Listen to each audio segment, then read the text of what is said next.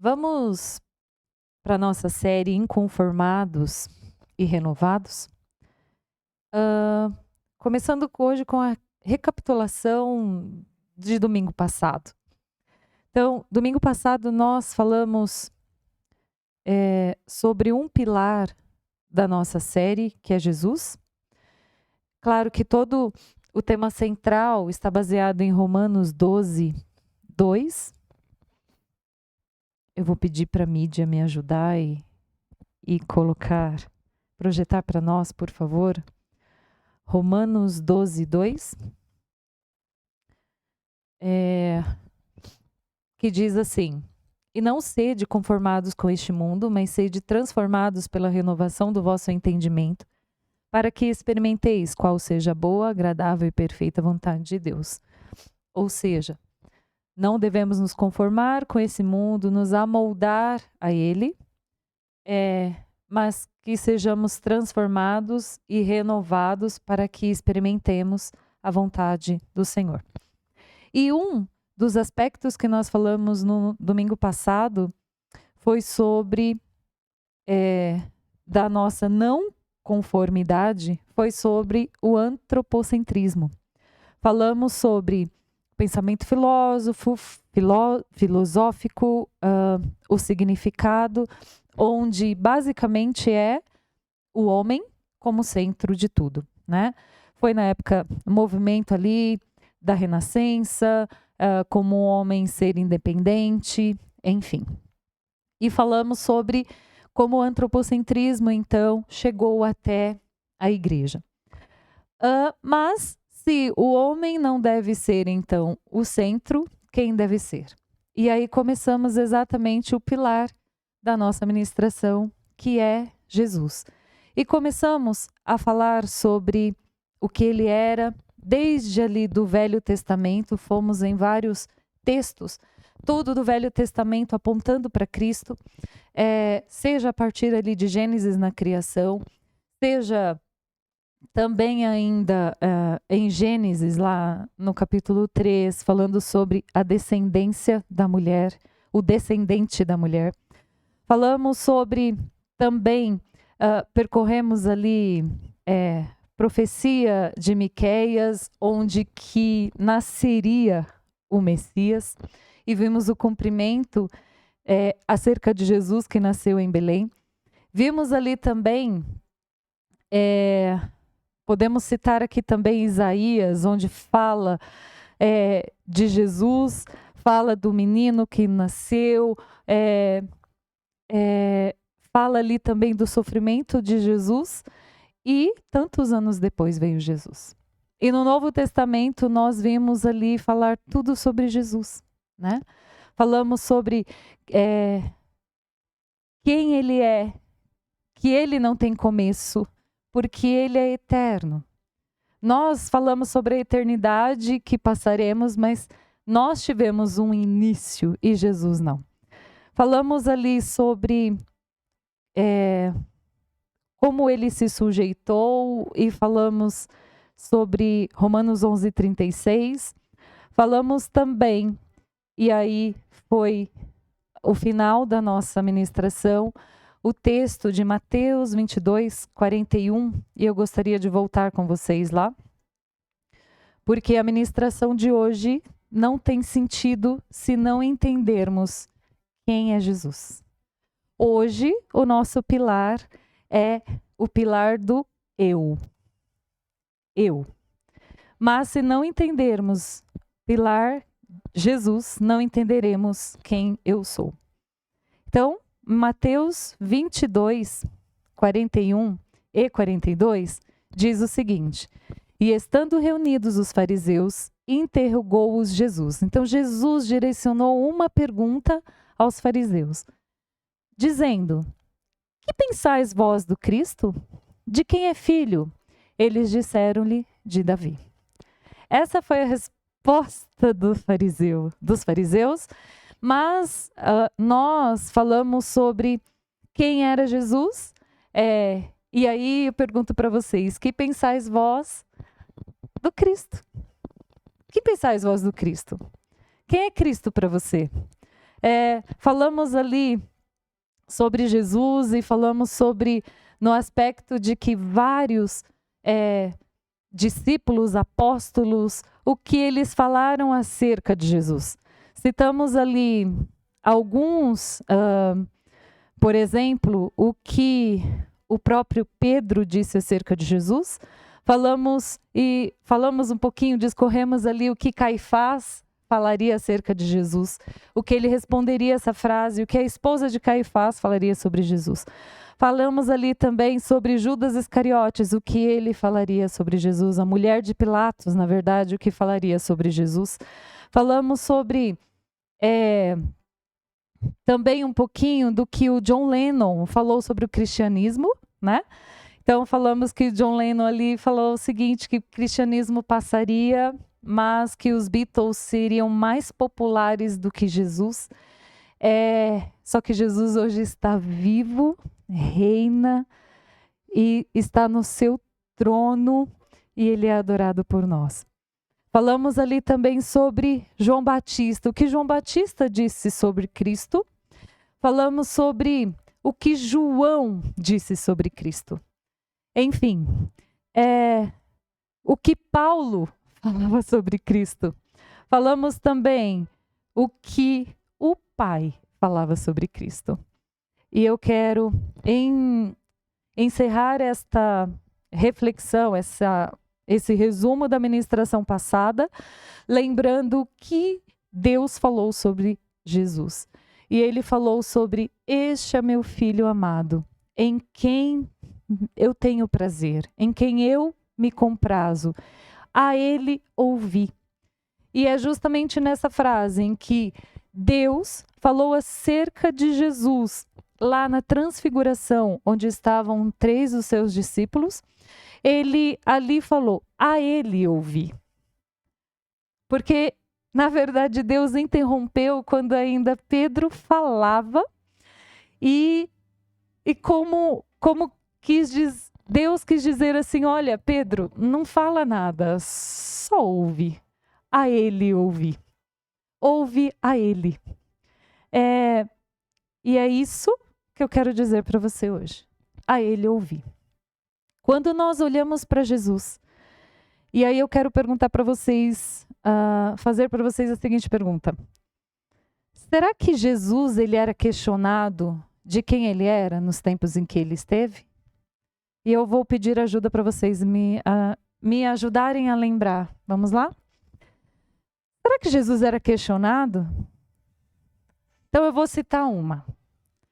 Quando Jesus estava lá, no deserto, e ele foi tentado, foi feita uma perguntinha para ele, fala assim: olha, se você é quem é, transforma essas pedras aqui em pão. Será que Jesus foi questionado em outros tempos acerca de quem ele era? Vocês lembram de mais alguma? Eu vou citar mais pelo menos 2. Se você é filho de Deus, ainda lá na tentação, fala assim: olha, lança-te daqui do mais alto topo. Ele estava no topo do templo. Lança-te aqui, do mais topo do templo. E Jesus falou: não tentarás o seu Deus. Mas Jesus também lá na cruz, ele foi questionado: olha, se você realmente é filho de Deus, desce da cruz. Salva você, salva nós, né? Desce, olha, se você realmente desce. Enfim. Será que algumas outras vezes? Eu vou citar só mais uma, pra gente... É porque é difícil não falar de Jesus. É impossível não falar de Jesus. Se ele dissesse quem é, parafraseando, claro, se ele dissesse quem é, na verdade ele saberia quem é essa mulher que está tocando-lhe os pés e derramando lá o perfume nos pés dele. Ele saberia, mas ele sabia quem era aquela mulher. Ele sabia. Jesus, a todo tempo, ele era questionado acerca de quem ele era. E aí eu queria perguntar para vocês, e nós? Nós somos colocados à prova todos os dias de quem somos?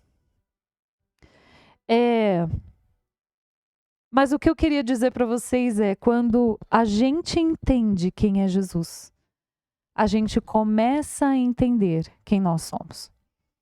E aí eu vou falar um pouquinho da ministração, não passada, mas da retrasada, onde você, e tu, o que diz que eu sou? E vai Pedro, né? Pedro sendo Pedro, mas usado pelo Espírito Santo, ele falou, tu és o Cristo, o Filho do Deus vivo. Quando Pedro entendeu quem era Jesus, ali já veio uma revelação de Jesus acerca dele, para ele saber quem ele era. E Jesus, na verdade, disse a ele, olha, Pedro, sobre esta pedra eu edificarei. Então, quando você entende quem é Jesus, a gente não poderia falar de nós hoje se nós não entendêssemos quem é Jesus. Então, pensando nisso, quem é você? Quando a gente pensa acerca de nós, nós temos dois grandes perigos em que a gente pode olhar para nós mesmos e nós cairmos nesse perigo. Mas antes de falar sobre isso, eu gostaria de ler com vocês em Romanos, carta do apóstolo Paulo aos Romanos, no capítulo 12, versículo 13. Vamos ver o que diz? Comunicai com os santos nas suas necessidades, seguia... é 12, 3. Perdão. Romanos 12, 3. Diz assim, porque pela graça que me é dada, digo a cada um dentre vós que não pense de si mesmo além do que convém. Aqui está o primeiro perigo. Pensarmos acerca de nós mesmos além do que convém. Mas ele fala, olha, antes, pense com moderação, conforme a medida da fé que Deus repartiu a cada um. Muito bem. Quando falamos sobre moderação, nós pensamos no equilíbrio, não é isso? Essa frase é muito usada, né, hoje em dia para mídia acerca de bebidas, né? Beba com moderação. Mas, e aqui, na verdade, o apóstolo Paulo traz para nós, fala assim, olha, quando vocês pensarem em vocês mesmos, pensem com moderação. Então, eu quero começar com o oposto do que está aí, é nós pensarmos acerca da inferioridade a nós mesmos como inferioridade. Quando nós olhamos para o Senhor, e nós já vamos ver o que o Senhor fala de nós, não cabe pensarmos em inferioridade. Não é um conceito bíblico. A gente não pode ver a inferioridade como conceito bíblico de humildade. Não é isso. Antes, a humildade era muito encarada como uma questão de recursos financeiros que as pessoas não tinham. E, muitas vezes, de você não saber, talvez, receber um elogio, falar aquela pessoa é humilde, mas humildade não tem nada a ver com isso. E inferioridade também não tem nada a ver com isso. Mas, quando nós olhamos, por exemplo, para a Bíblia, será que a gente pode lembrar de uma pessoa que, entre aspas, foi humilde perante a Deus, mas não é no humilde correto?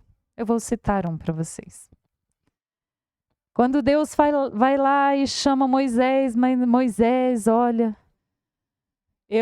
tô te chamando, Moisés, numa sarça ardente, onde não se queimava, mas via-se ali fogo.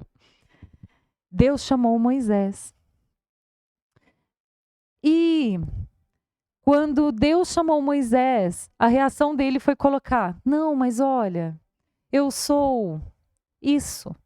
Põe para mim, por favor, Êxodo, abra sua Bíblia. Êxodo 4:14. Ali eu quero ver só quando Deus na verdade, se ira com Moisés. E Deus fala assim: então se acendeu a ira do Senhor contra Moisés e disse: não é Arão, o levita, teu irmão? Eu sei que ele falará muito bem. E eis que ele também sai ao teu encontro e vendo-te se alegrará em seu coração. Então, veja que a ira do Senhor se acendeu. Pode voltar um versículo antes, Diego, por favor. Ah, meu Senhor, envia pela mão daquele a quem tu has de enviar. Então, volta no 12, por favor, Diego.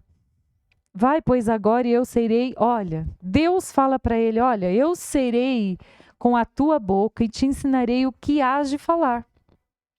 Porque Moisés estava ali com todas as desculpas que ele tinha, se você pegar no capítulo. E aí, o ponto principal que eu quero trazer aqui para vocês é o ponto do versículo 14. Deus se irou. Aí, quando nós vimos que Moisés coloca tantos empecilhos, né, para não exatamente atender aquilo que o Senhor está o mandando seguir, eu quero dizer para vocês, olha, para de desculpas para atender o chamado do Senhor. Porque o que pode acontecer é exatamente você criar ira ao Senhor, no Senhor. Mas, quando a gente olha para a Bíblia, será que a gente pode lembrar de pessoas que entenderam quem eles eram e mesmo entendendo que, com toda a fragilidade humana, eles se posicionaram diante daquele que o chamou? Tem vários, e a gente aqui poderia citar tantos e tantos e tantos. Mas, na verdade, eu gostaria de lembrar um que nós falamos hoje no ponto de acesso. Na verdade, dois. Josué e Caleb. Josué e Caleb estavam com mais 10. Foram visitar a terra que Deus já havia dito que seria deles e eles se posicionaram. De forma que, olha, eu sei, olha, é muitos desafios ali, eu sei. Eu estou vendo os desafios, mas eu estou vendo quem nos mandou. O olhar de Josué e Caleb não estava neles mesmos. O olhar de Moisés aqui estava nele mesmo. Muito bem. Mas, se a inferioridade é algo que a gente tem que tomar cuidado, qual é o outro item que pode acontecer com a gente?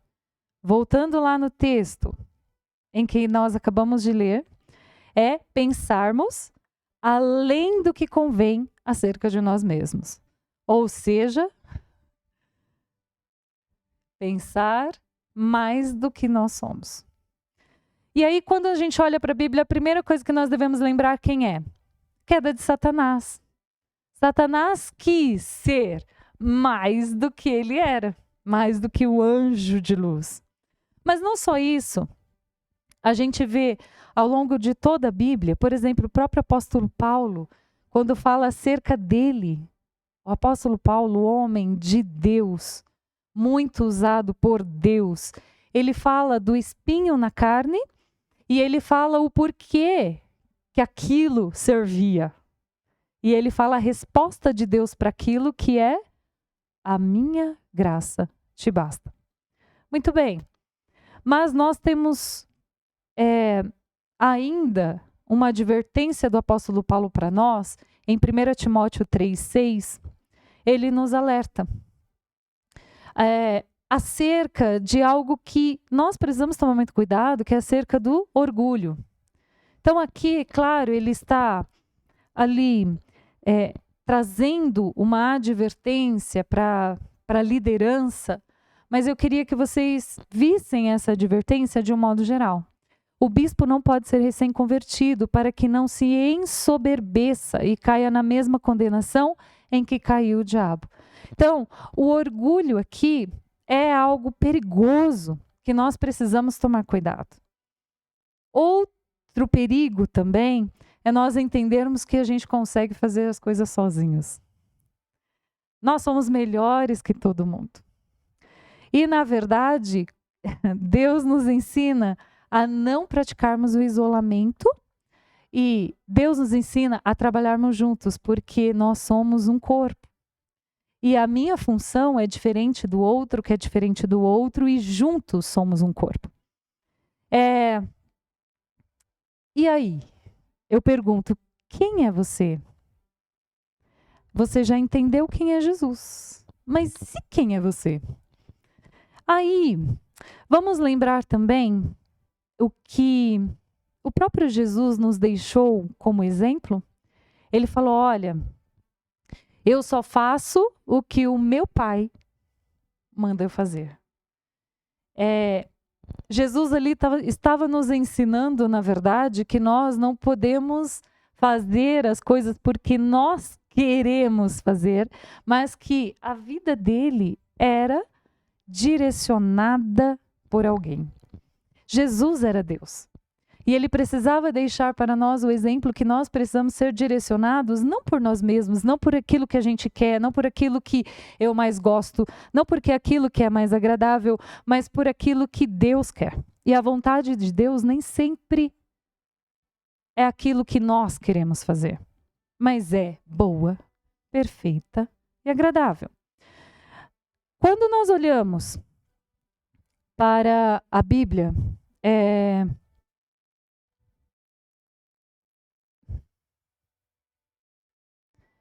nós vemos que cada vez mais nós precisamos uns dos outros. Quando olhamos para a Bíblia, agora eu quero entrar um pouquinho com você em algo que a gente aqui no ponto de acesso, nós já estudamos, e agora nós passaremos a entender quem nós somos. Quem nós somos?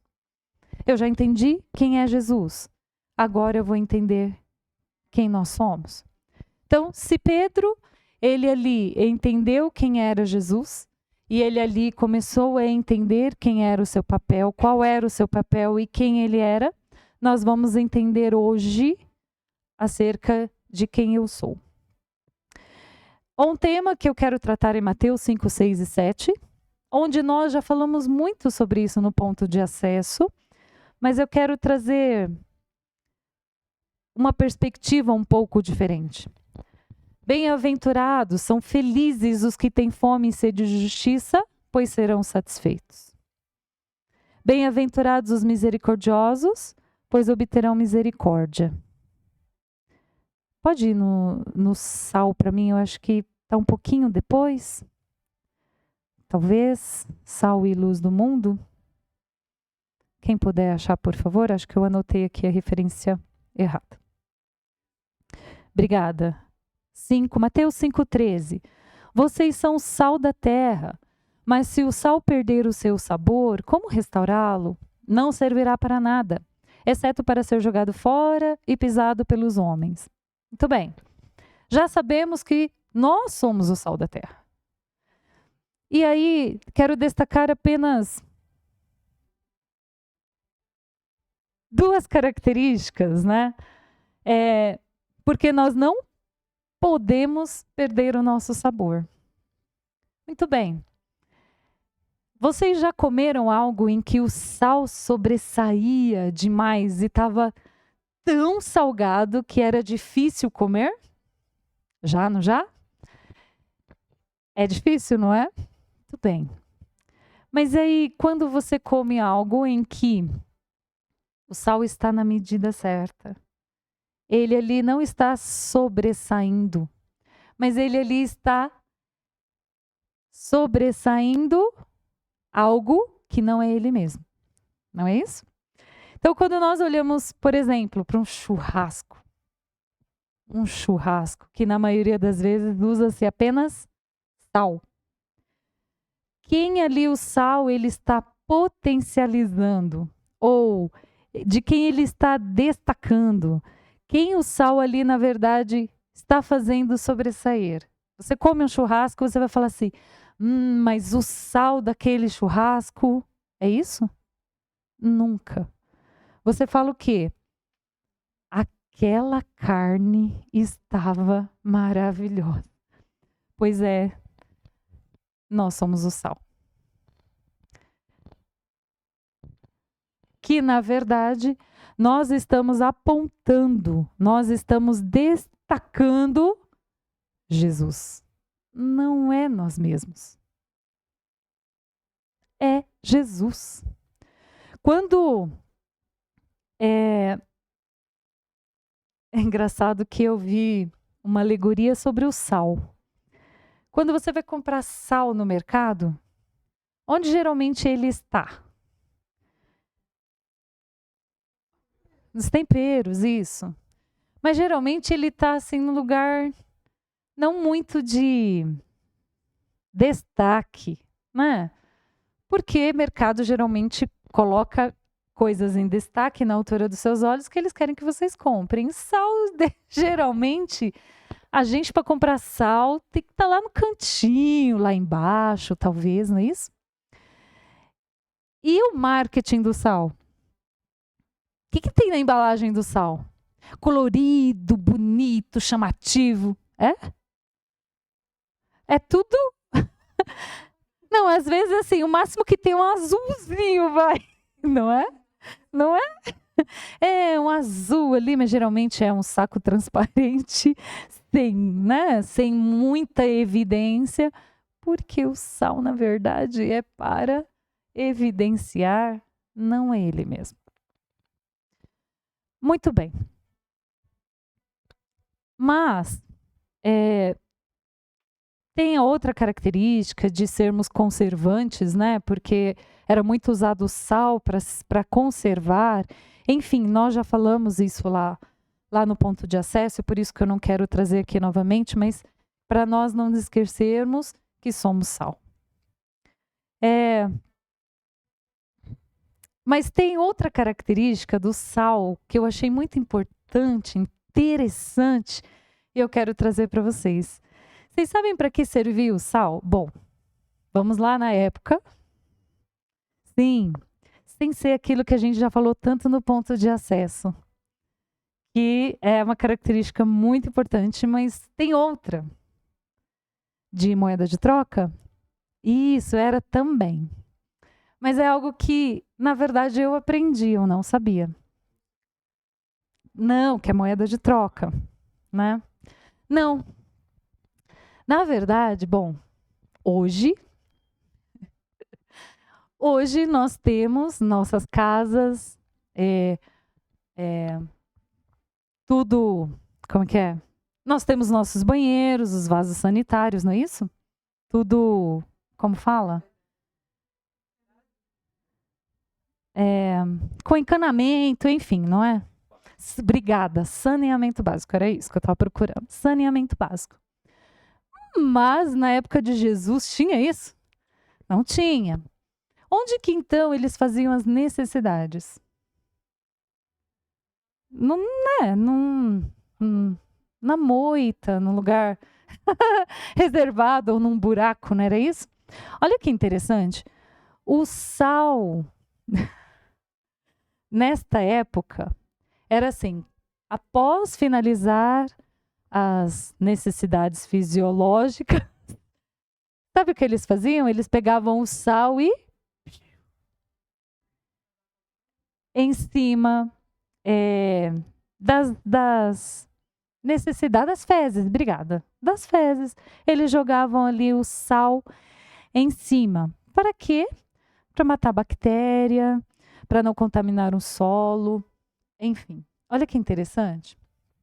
Quando nós olhamos para nós mesmos e vemos acerca do sal, nem sempre nós seremos levados a lugares limpos.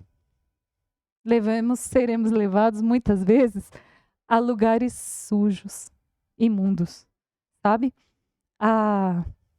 a lugares difíceis. E é justamente o sal que nós devemos ser lá, nesses lugares. Quem é você? Pergunta aí pro seu irmão, quem é você?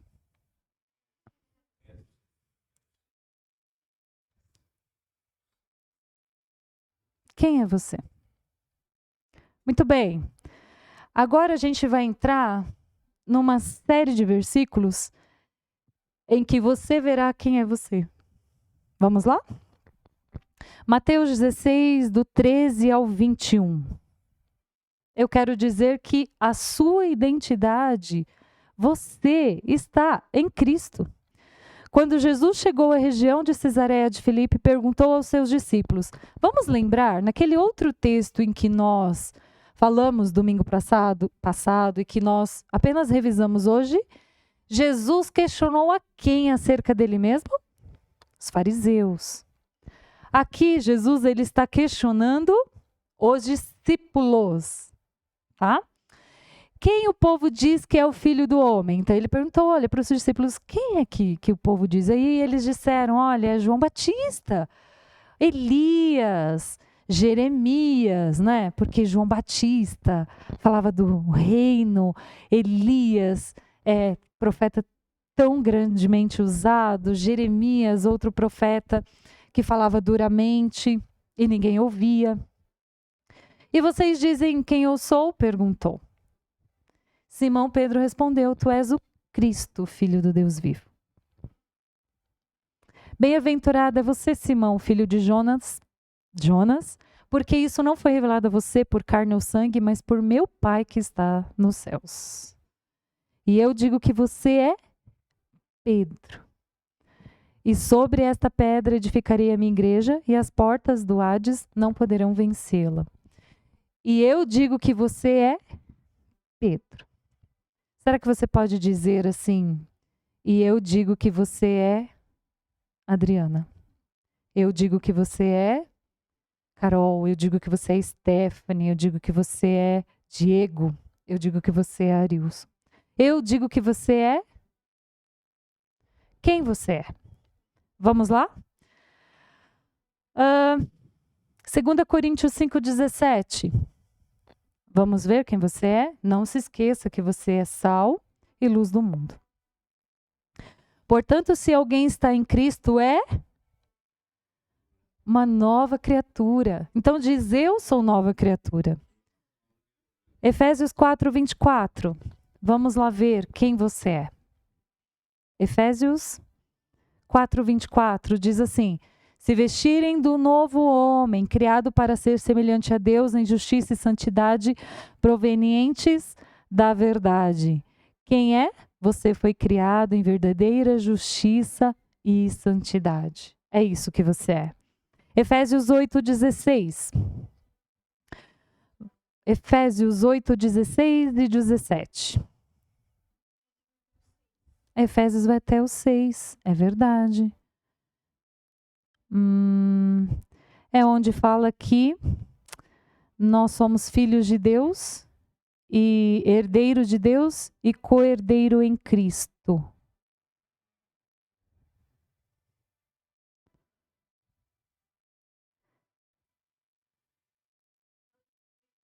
(16) É Romanos. Isso. Vai lá. Romanos 8. Isso, é isso mesmo. Vê o 16, por favor. O próprio Espírito testemunha ao nosso espírito que somos. Você é filho de Deus. Então, 17. Diz assim, e se somos filhos, também somos herdeiros de Deus, co-herdeiro com Cristo. Se de fato sofremos com Ele, também com Ele seremos glorificados. Então, nós somos filhos, co-herdeiros de Cristo. É o que você é. Apocalipse 5:10. Tem mais uma característica de quem nós somos. Tu os constituíste reino e sacerdotes para o nosso Deus, e eles reinarão sobre a terra. Nós somos rei e sacerdotes reis e sacerdotes para Deus. 2 Coríntios 5, 21. O que diz? Diz que nós somos justiça de Deus em Cristo. Diz assim: pois foi por nossa causa que Deus tratou como pecador aquele que não tinha pecado, para que nele nos tornássemos justiça de Deus. Não vou ler o texto, mas lá em Deuteronômio também fala do que nós somos, enfim. 1 Coríntios 1, 2 diz o que sobre nós? Nós somos santificados. Diz assim: a igreja de Deus que está em Corinto, aos que têm sido santificados em Cristo Jesus e chamados para ser santos, como todos os que em toda parte invocam o nome do Senhor Jesus, Cristo, Senhor deles e nosso. Outro texto é Romanos 8:37. Romanos 8:37. Mas em todas essas coisas somos mais que vencedores por meio daquele que nos amou. Você é mais que vencedor. Outro texto. Esse texto para mim é misericórdia. 1 de Pedro 2:9. 1 de Pedro 2:9 diz: vocês, porém, são geração eleita, reino de sacerdotes, nação santa, povo que pertence a Deus, para anunciar as grandezas daquele que o chamou das trevas para a sua maravilhosa luz. Nação santa, povo adquirido, sacerdócio real, propriedade exclusiva de Deus, que aqui está dizendo nesta versão da NVI, povo que pertence a Deus. Glória a Deus. Efésios 2, 22. Nele, vocês também estão sendo edificados juntos para se tornarem morada de Deus por seu Espírito. 1 Coríntios 3,16. Vocês não sabem que são templo de Deus e que o Espírito de Deus habita em vocês? Vocês são templo do Senhor, morada do Senhor. Santuário de Deus. 1 de João 4:4. Muito maior. Vocês são de Deus, filhinhos. Filhinhos, vocês são de Deus e os venceram, porque aquele que está em vocês é maior do que aquele que está no mundo. Romanos 1:7. A todos os que estão em Roma, amados de Deus, chamados para serem santos, graça e paz a vocês da parte de Deus, o nosso Pai e do nosso Senhor Jesus Cristo. Nós somos amados de Deus.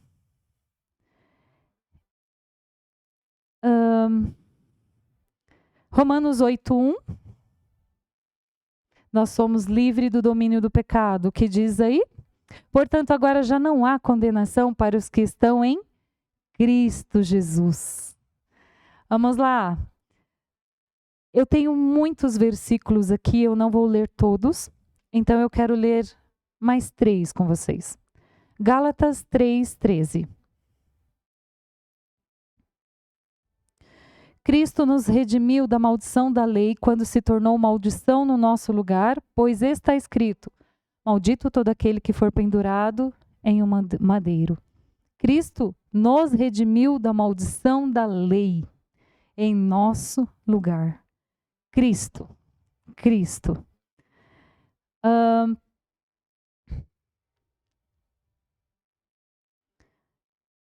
Vamos ler só mais 2?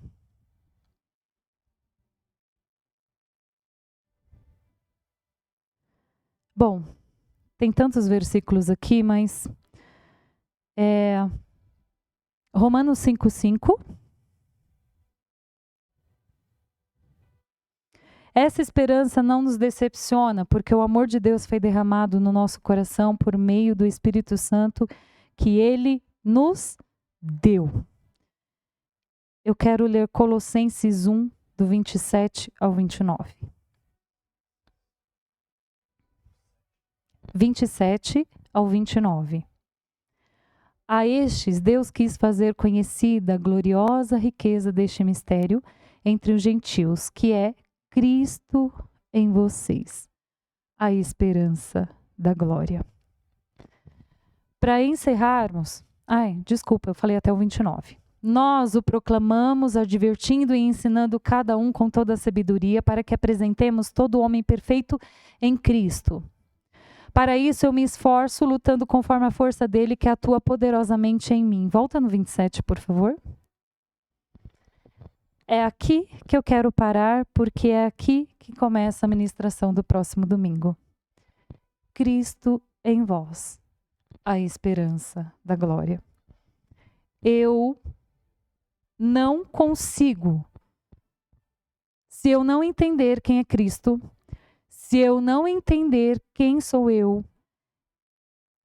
eu não consigo entender Cristo em vocês, a esperança da glória. O que eu quero encerrar, glória a Deus, quantas coisas nós somos. Já pararam para ver?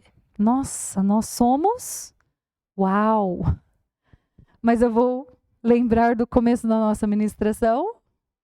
Vamos lembrar o texto da nossa ministração? Eu estou pegando aqui porque preciso de memória. Romanos 12, 3. Que eu falo 13, né? É Romanos 12, 3. Não pensem de vós mesmos além do que devem pensar, mas pensem moderadamente. Eu não li com vocês, mas tem o texto que fala que nós somos um pouco menor do que os anjos.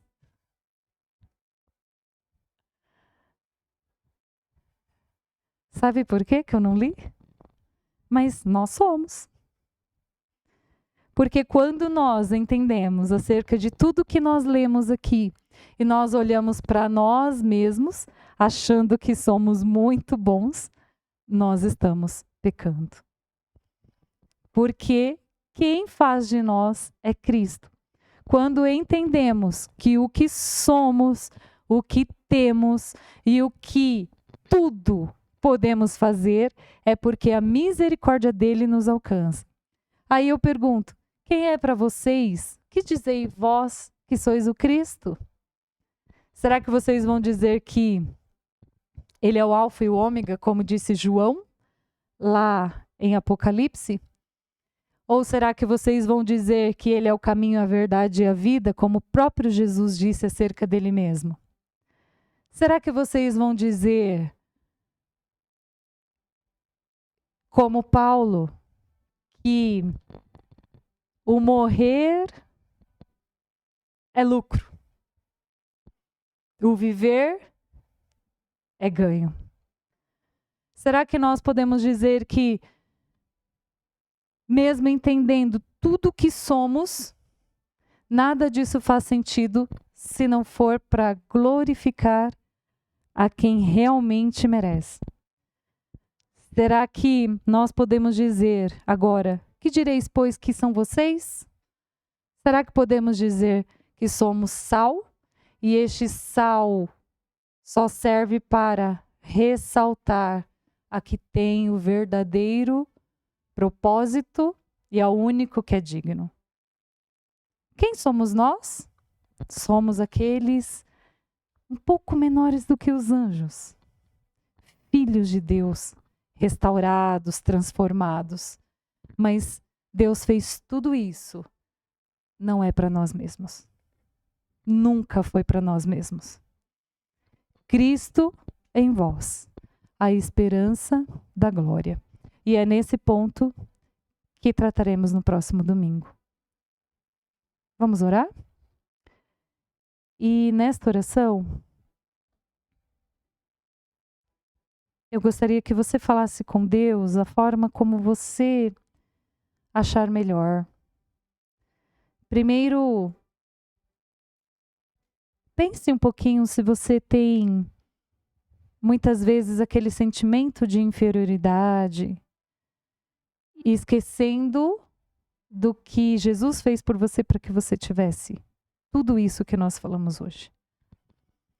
E eu também queria que você também lembrasse de que tome cuidado com o orgulho, de que na verdade Jesus fez tudo isso por você, mas não é para você mesmo.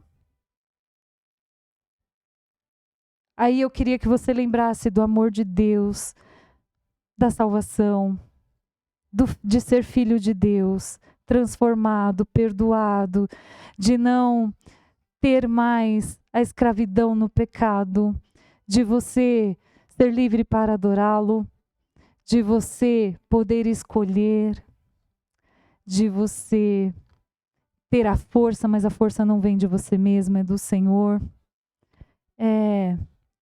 Queria que você perguntasse para o Senhor: Senhor, o que a minha vida diz? Quem és? Senhor, a nossa vida não teria sentido sem o Senhor. Ao olharmos para o Senhor, Deus, e ao entendermos o que a Tua palavra diz acerca de nós, o que vem ao meu coração queima tão forte de reconhecer que é tudo para o Senhor mesmo. Mesmo a minha vida sendo o Senhor, no milhares de tantas vidas, de tantos seres humanos, e o Senhor trata conosco individualmente. Senhor, quem sou eu? Quando eu olho para mim e vejo a Tua misericórdia que me alcança, Senhor. Senhor, quem sou eu? O Teu perdão, a Tua misericórdia, o Teu amor. O que nos separa do Teu amor, Senhor?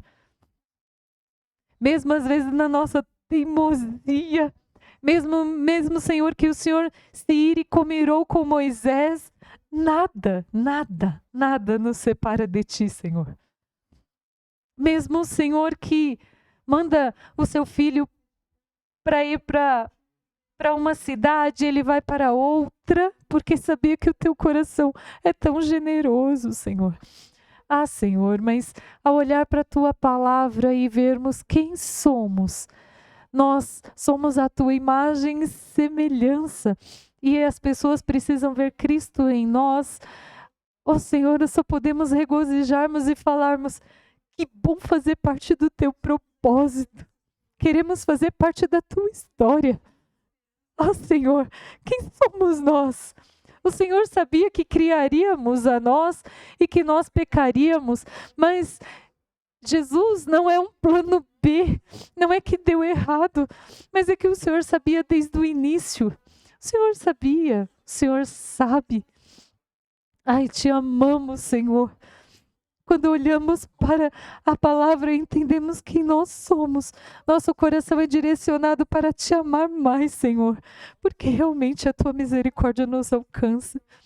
Toda glória seja dada a Ti, Senhor, porque És o único merecedor mesmo. És o único.